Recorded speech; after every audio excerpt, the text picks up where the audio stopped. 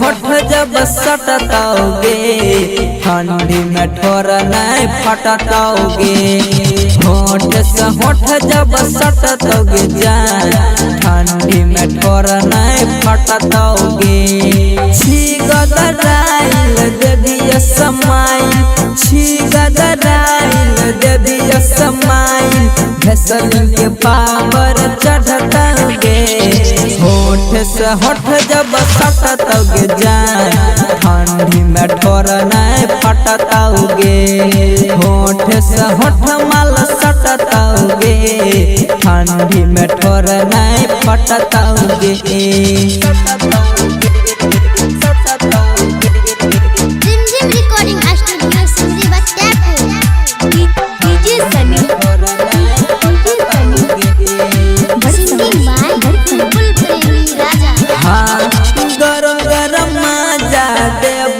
ताजा रहबी तो हरी हरी गे खिल तो जबानी फुलवा के जैसन बसंत वाला लहरी गे।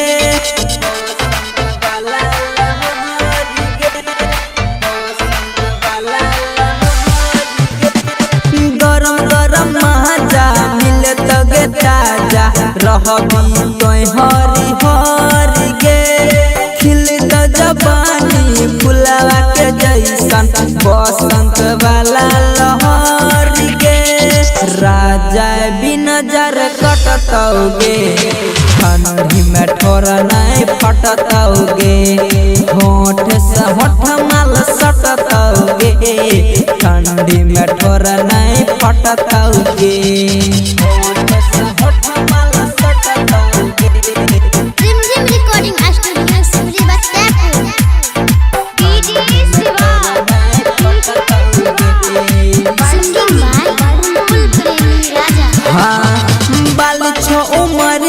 सोना के जान देखी के कर धक धक गे किया तरपा बची सुने पतर की आवे पंजरिया में सहट गे।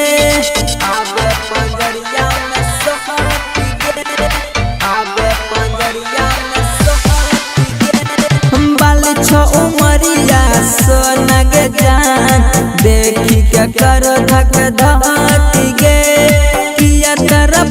बची सुने पतर की आवे पंजरिया में सहट गे। राइटर कृष्ण अमर पुल पुल धोई के पंजा तोरा सटताओगे। होठ से होठ जब सटताओगे जान ठंडी में ठोर नहीं फटताओगे।